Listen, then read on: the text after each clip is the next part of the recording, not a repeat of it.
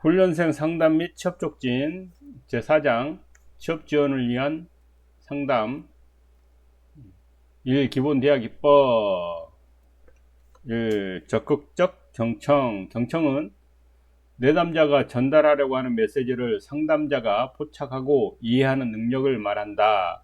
이렇게 뭐 쓰라고 안 나오니까 이런 보기가 나오면 이것은 경청이다. 이렇게 찍으면 되니까 쉽습니다. 상대방을 진정으로 이해하고 공감하겠다는 의지의 표현이고, 상대방이 말하고자 하는 모든 메시지에 반응하는 매우 적극적인 과정. 비언어적 메시지도 관찰, 비언어적 메시지도 관찰. 이거 다음 거랑 연관되니까요. 이어보겠습니다.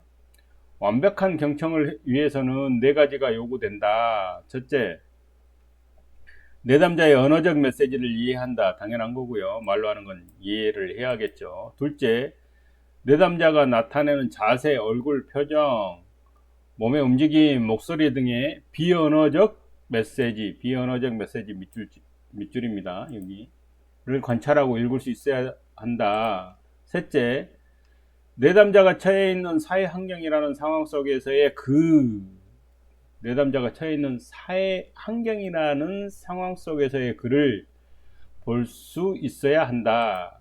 넷째, 내담자가 언젠가는 깨닫고 변화시켜야 할 문제까지도 들을 수 있어야 한다. 앞에 첫째, 둘째는 그냥 일반적인 상식인데, 자, 이게 이제 보기 문제로 나왔을 때, 과연 우리가 잘 찍을 수 있느냐, 이게 되겠습니다. 자, 한 번 더 읽어볼게요. 완벽한 경청을 위해서는 네 가지가 요구되는데, 당연히 언어적 메시지는 당연한 거고, 얼굴 표정 등에서 나오는 비언어적 메시지까지도 이해가 됐는데, 셋째, 어떻게 말을 바꿀까요? 내담자가 처해 있는 사회 환경이라는 상황 속에서의 글을 볼 수 있어야 한다.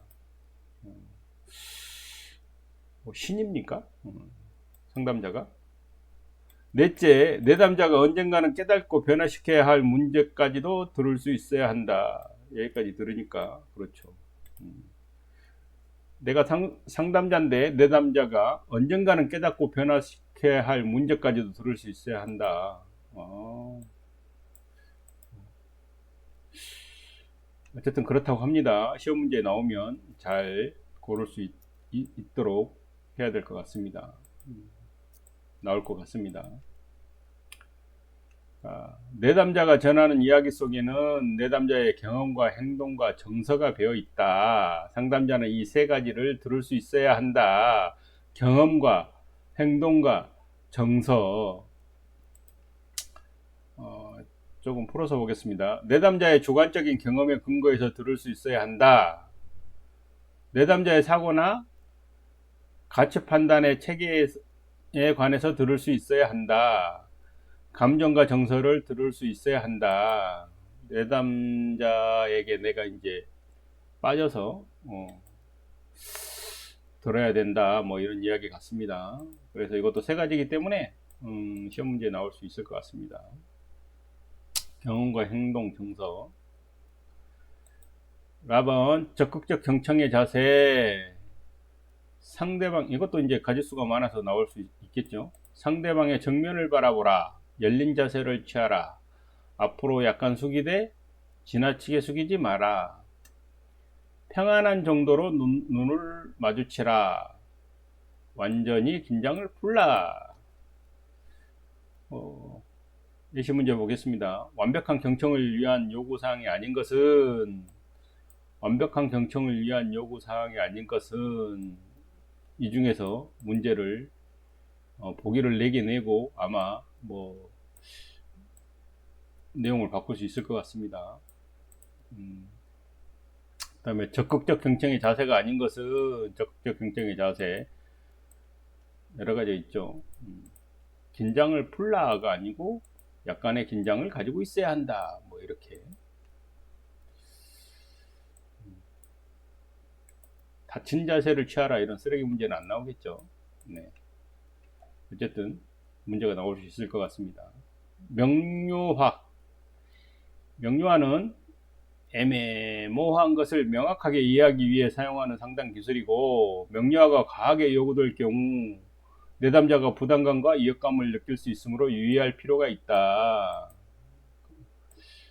자꾸 꼬치꼬치 조금 두리뭉실한 거를 명확하게 하려고 하면 내담자가 부담감과 이역감을 느낄 수 있다. 두 개밖에 안 되는데 명료의 유의사항 이렇게 해서 나올 수도 있겠습니다. 3. 탐색적 질문. 여기 이제 조금 노란색이 있죠. 여기 위에는 없는데, 개방형 질문과 폐쇄형 질문. 개방형 질문은 내담자가 자신의 생각과 감정을 명확히 하거나 탐색할 것을 요구받는 질문이고, 내면에서 일어나는 것들을 탐색하도록 격려하는 것이다. 그래서 그렇게 나쁜 것은 아닌 것 같습니다. 격려하는 것입니다. 격려. 폐쇄형 질문은 예, 아니요 또는 단답형 대답이 나올 수 있는 질문입니다. 오늘 아침에 뭐를 먹었어가 아니고 오늘 아침에 짜장면을 먹었습니까? 라고 질문을 하면 폐쇄형 질문이 되겠죠. 자, 단일 질문, 이중 질문. 이 질문에 대해서도 여러 가지이기 때문에 섞어서 문제가 나올 수 있겠습니다. 자, 단일 질문, 이중 질문. 단일 질문은 한 번에 하나만 묻는 질문, 이중 질문, 한 번에 두 개 이상의 질문, 복합적 질문. 이런 질문은 하지 말라고 했습니다. 이중 질문은. 그러면 내담자가 어떤 것을 먼저 대답해야 될지 모른다. 그걸 생각하게 되고 복잡해진다. 그래서 이중 질문은 좋지 않다. 간접 질문, 직접 질문. 직접 질문. 간접 질문, 직접 질문. 간접 질문은 질문에 대한 저항감을 줄이면서 상대방의 표현을 촉진시킨다. 좋은 거죠. 직접 질문은 상대방의 신문받는다는 느낌을 주는 경우가 많다. 좋고 안 좋고 좋고 안 좋고가 나오기 때문에 보세요. 그러면은 다음 중 좋은 질문은 이렇게 문제가 나올 수 있겠네요. 구체적 질문 대 추상적 질문. 개인의 감정은 추상적이고 일반적일 때보다 구체적인 내용을 담고 있을 때 내담자에게 생생하고 의미가 있다. 구체적인 게 좋다는 뜻이겠죠. 좋은 것은 구체적 질문, 단일 질문, 간접 질문이 되겠습니다. 왜? 라는 질문. 내담자를 방어적으로 만들 수 있다. 왜? 라는 말보다는 어떤 점 때문에, 무엇 때문에 등의 말이 좋다. 시험 문제 단독 문제로 나올 수 있겠습니다. 예시 문제 보겠습니다. 문제 1. 정확한 이유를 알기 위해서 왜? 라는 질문을 자주 사용한다. 언뜻 형사가 치조할 때 사용하는 거겠죠. 그래서 우리 상담자는 이런 보기가 나오면 아니다, 틀린 것을 고르시오 하면 X, 맞는 것을 고르시오 하면 X, 쪽이니까 다른 것을 차지하겠죠. 문제 2. 간접 질문은 상대방의 신문받는다는 느낌을 준다. X. 직접 질문이죠. 직접 질문은 상대방의 신문받는다는 느낌을 준다. 직접 물어보는 거기 때문에. 아까 말씀드렸듯이 좋은 질문이 아닌 것은 해서 이제 나올 수 있습니다. 좋은 질문이 아닌 것은 질문에 예시문이 나올 수 있고요. 아니면은 직접 질문이 좋냐, 간접 질문이 좋냐 이렇게 나올 수 있습니다. 여기 내용이 없는데 한번 읽어보겠습니다. 좋은 질문의 예는 최근에 어떻게 지내세요? 좋은 질문이랍니다. 그때 당신의 감정이 어떠했는지 이야기해 주시겠어요? 좋은 질문이라고 합니다. 오늘은 무엇에 대해 이야기하고 싶으세요? 이렇게 물어보는 거. 그것에 대해 어떻게 느낍니까? 교조에 있는 질문의 예시입니다. 이런 질문에 대한 어떤 그 느낌을 아셔야 될 것 같습니다. 그리고 이제 나쁜 질문 하나 넣겠죠. 이중 질문을 하나 넣는다든가. 그렇게 될 것 같습니다. 자, 단답형 대답이 나올 수 있는 질문은 개방형 질문이다. X죠. 이거는 예, 아니오로 나올 수 있는 건 폐쇄형 질문으로 둘 중에 하나 고르거나 단답형 질문이 되겠습니다. 4. 감정의 반영 의도. 상담자가 전형적으로 내담자로 하여금 자신의 감정을 파악하고 명료화하며 표현하도록 돕기 위하여 사용하는 상담 기술. 의미는 없을 것 같습니다. 감정의 중요성. 내담자가 자신의 감정을 수용하면 새로운 감정과 경험에 개방적일 수 있다. 그래서 중요하다. 감정의 중요성. 이것 같은 경우는 이제 이렇게 뭐 의도와 중요성을 막 섞어서 시험 문제 나와야 되기 때문에 공문 뭐 형광펜도 안 칠했고 뭐 몇 줄도 없습니다. 그래서 약간의 개념, 감정이 왜 중요하냐, 뭐 의도 외우실 필요는 없고요. 의도는 뭐 이렇다, 이 정도만 알고 가면 되겠습니다. 감정 반영의 출처. 감정에 대한 내담자의 표현, 내담자가 표현할 수 있겠죠. 그 다음에 내담자의 언어 내용에 의해서 이제 감정이 반영되어 있을 거고, 비언어적 행동, 제스처. 상담자의 감정 투시 아니고 투사라고 했습니다. 상담자가 이제 인입돼 가지고 이렇게 감정이 반영이 되겠죠. 그것도 이제 네 가지이기 때문에 시험 문제 나올 수 있겠습니다. 감정 반영의 방법. 라번. 내담자는 자신의 감정을 탐구할 만큼 충분히 편안해야 한다. 비난받지 않고 당황스럽거나 창피하지 않고 수용되며 가치를 인정받고 존중받을 수 있을 것이라고 느낄 수 있도록 해야 한다. 이렇게 해야 감정이 반영이 된다. 좋은 말이죠. 상대방이 수치스러워하고 그러면 대화 자체가 안 되겠죠. 그래서 이것도 시험 문제에 나올 수 있을 것 같습니다. 뭐 문제은행의 한두 문제면 8배수인가요? 10배수인가요? 그러니까 나한테 나올 확률은 거의 없다고 봐야죠. 재수 없으면 나옵니다.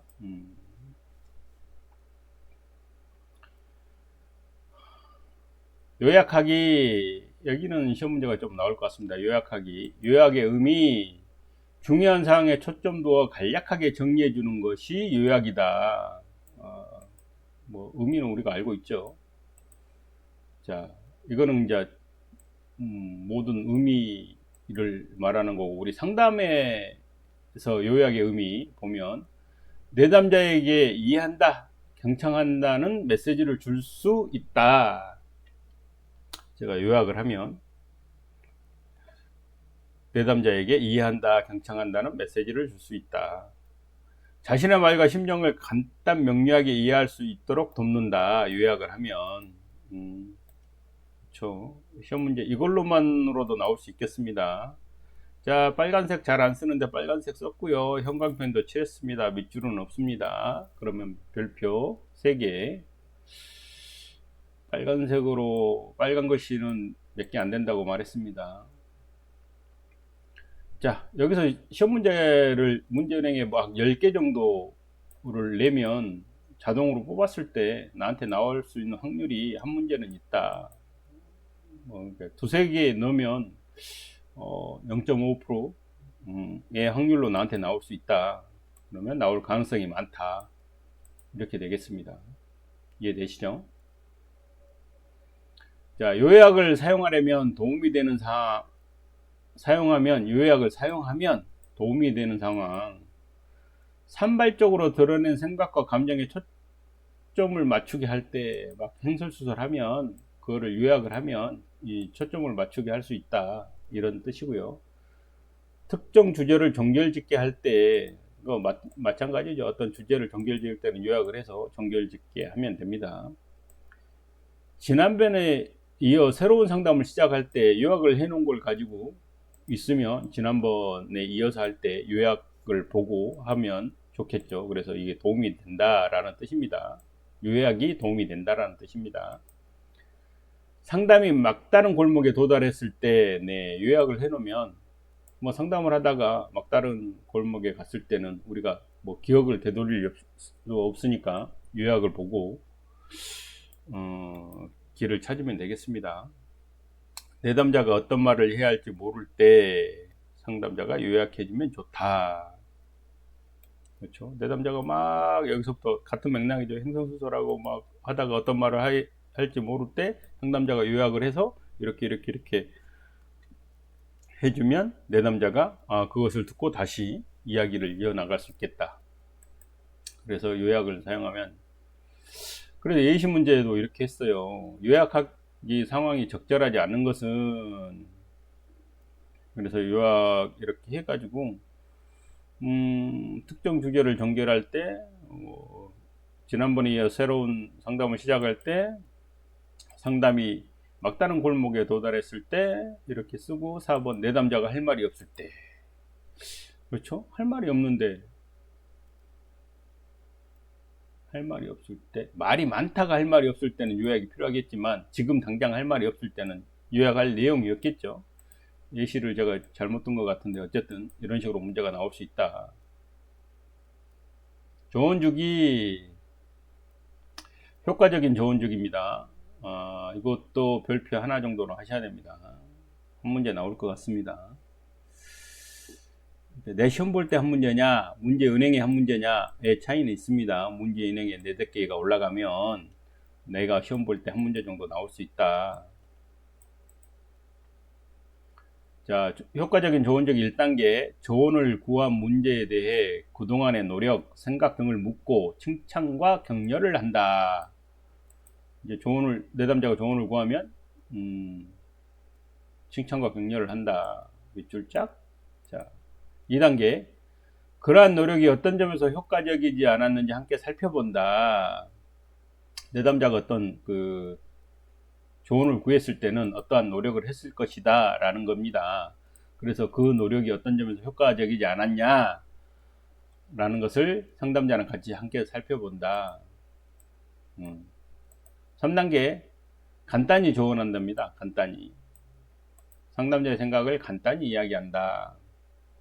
4단계, 상담자의 조언에 대한 내담자의 생각, 느낌을 묻는다. 이제 간단히 조언하고 4단계로 내담자의 생각은 어떻습니까? 라고 묻는다. 5단계, 조언을 실행해 본 후 그 결과에 대해 알려달라고 이야기한다. 이렇게 됐습니다. 시험 문제에 나올 수 있습니다. 맥락을 이해하시는 게 중요할 것 같습니다. 그래서 예시 문제 보겠습니다. 효과적인 조언 주기와 거리가 먼 것은 해가지고 칭찬과 격려를 한다. 한다고 했죠. 간단히 조언한다. 간단히 조언한다라고 했습니다. 내담자의 생각, 느낌을 묻는다. 내담자의 생각, 느낌을 묻는다. 여기 있습니다. 물론 이제 5단계에서 조언을 실행해 본 후 그 결과에 대해 알려달라고 얘기한다.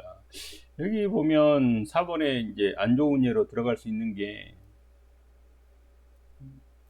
함께 살펴본다가 이런 말을 바꿔가지고 낼 수도 있겠습니다. 또 생각은 안 나는데 어쨌든 이런 식으로 문제가 나올 것 같습니다. 자, 취업 상담의 원리 2번입니다. 취업 분야 및 기관에 대한 결정 돕기, 이것도 문제 나올 것 같습니다. 자신의 특성을 살펴보도록 한다. 내담자겠죠. 내담자 자신의 취업 분야 및 기관에 대한 정보를 제공한다. 이건 상담자가 제공하는 게 되겠습니다. 내담자의 의사결정을 돕는다.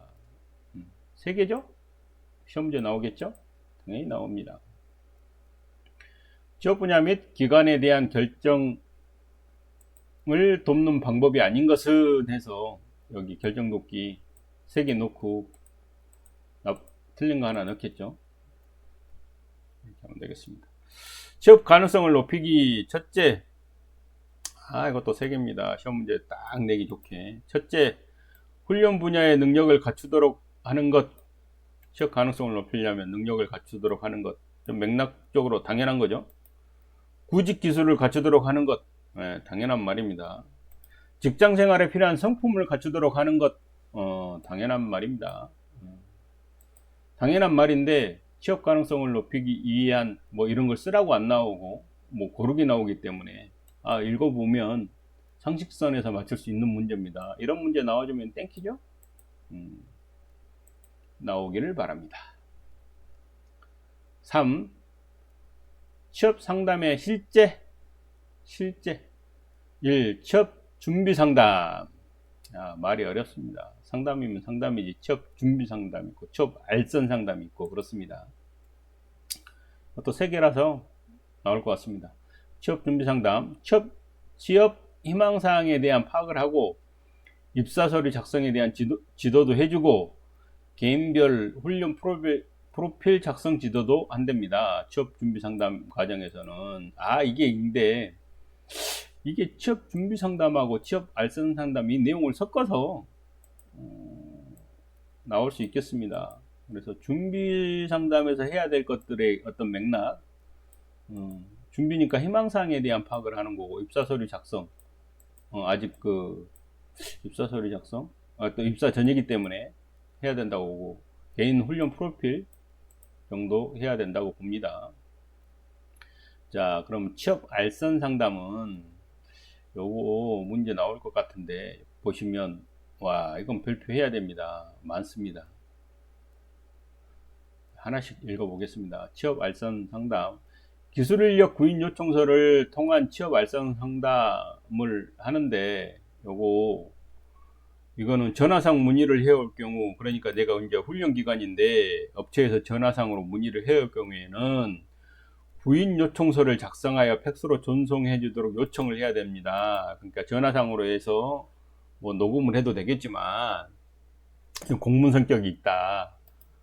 그렇죠? 근거를 가지고 일을 해야 되니까 전화로 그냥 띡 물어봤는데 그걸 가지고 훈련생을 뭐 취업을 시킨다거나 취업 준비를 한다거나 하는 건 아닌 것 같습니다. 문서화를 해서 해야 된다. 그래서 뭐 당연한 얘기겠죠. 혹시 몰라서 세부 내용을 적어봤고요. 4번 취업 포털 사이트를 통한 취업 상담. 구인 내용을 참고하여 취업 대상자 중 가장 적합한 훈련생을 선발하고, 이제 취업 포털 사이트를 위한 취업 상담을 할 때는 취업 대상자들에게도 취업 포털 사이트를 수시로 검색해 볼 수 있도록 알려준다. 이거 이제 보기 문제로 이 4번 자체만 가지고도 한 문제가 나올 수 있겠죠. 그래서 이렇게 세부 내용 있는 거, 이거 별표 몇 개 빨간색으로 했었어야 되는데 별표 5개 해야 될 것 같습니다.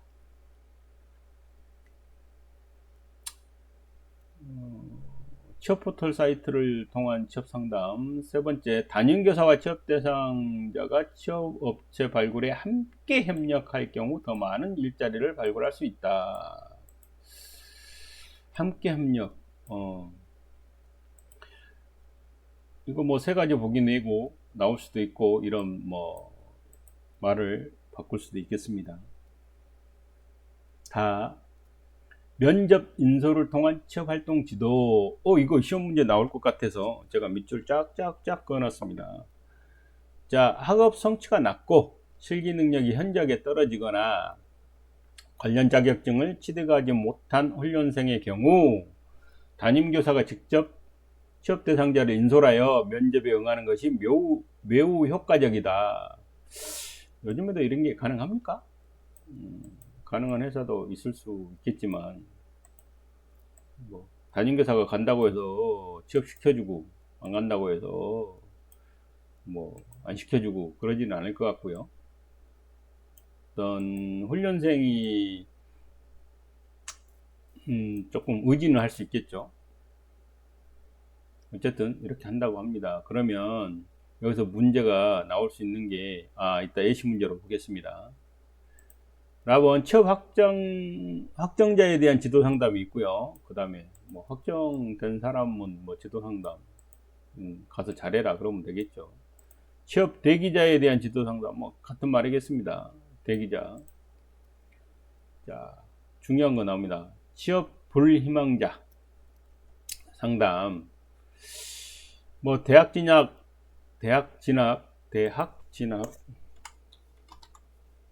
군대 입대, 건강, 가족 문제 등으로 취업을 포기하는 훈련생, 뭐 이런 사유로 이런 취업 불희망 확인서를 작성해야 한다. 이런 훈련생들은 취업 불희망서 이것이 키워드가 되겠습니다. 자, 예시 문제 보겠습니다. 취업 알선 상담과 거리가 먼 것은